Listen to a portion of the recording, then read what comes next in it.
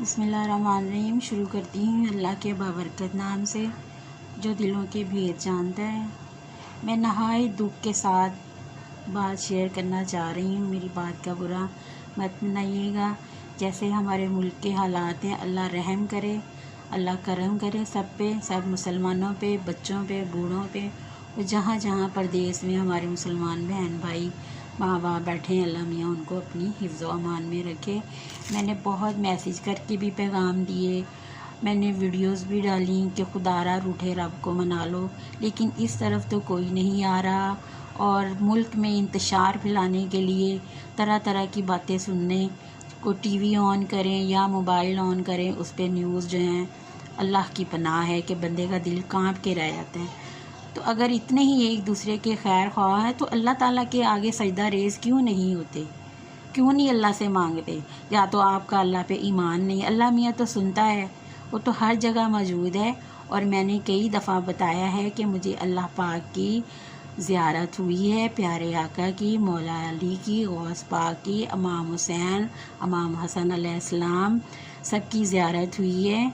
तो आप शायद इस बात पे यकीन नहीं रखते। मैंने तो अल्लाह ताला का चेहरा मुबारक देखा है और मैं दुआ मांगती हूँ अल्लाह ताला का चेहरा मुबारक सामने ला के, प्यारे आका का चेहरा मुबारक सामने ला के दुआ करती हूँ। और मेरा तो ईमान है, मैं तो जब भी पुकारती हूँ पाक परवरदिगार मेरी दुआ फ़ौरन सुनता है। मैं ये नहीं कहती कि मैं बहुत वो हूँ, मुत्तकी परहेज़गार हूँ।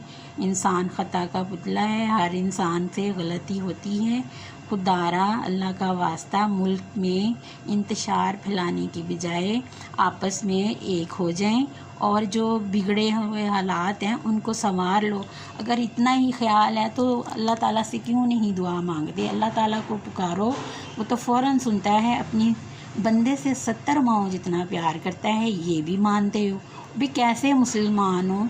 खुदारा को खुदा का खौफ करो। आपस में ही एक दूसरे पे तोहमत पता नहीं क्या क्या बयानबाजियाँ दे रहे हो कि आपस में ही खून खराबा करवाना है। खून खराबा करवाने की बजाय इत्तफाक की, इत्तेहाद की दुआ मांगे। खुदारा मुसलमानों का तमाशा पूरी दुनिया देख रही है, और जो नॉन मुस्लिम हैं वो मुसलमान हो रहे हैं, और जो मुसलमान हैं उनकी हरकत देख लो तो अल्लाह की पनाह है।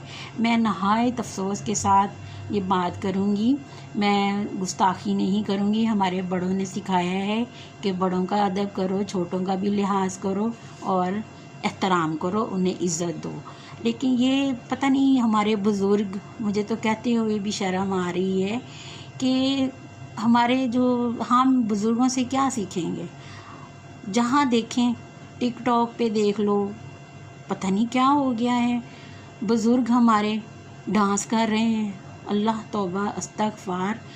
तो जो बड़े करेंगे छोटे तो वही करेंगे ना।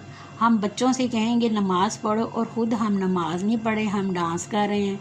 हमें खुद ही नहीं पता कि हमें सबसे पहले कब्र में नमाज के बारे में पूछा जाएगा। अगर हमें खुद ही नहीं पता होगा तो हम अपने बच्चों को क्या बताएंगे? हम बच्चों से कह देते हैं चलो ये करो, नमाज़ पढ़ो। हालांकि हमारे दीन में बहुत आसानियां हैं। जब तक हम खुद नमाज नहीं पढ़ेंगे हम दूसरों को नहीं कह सकते।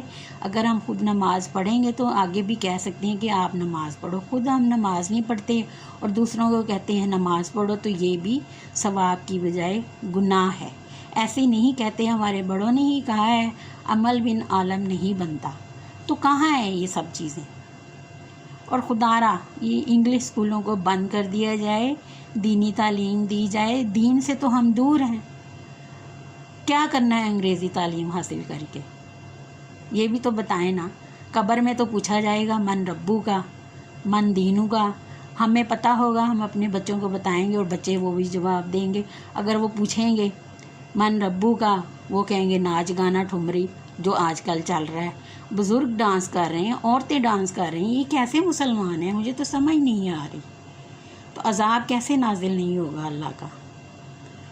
और आपको अगर बहुत ज़्यादा फ़िक्र है ना कि मोहतरम इमरान ख़ान को ये हो जाएगा वो हो जाएगा, कुछ भी नहीं होता। हर अल्लाह की रज़ा के बगैर पता भी नहीं हिलता। ज़िंदगी मौत अल्लाह के हाथ में है, कुछ भी नहीं होगा।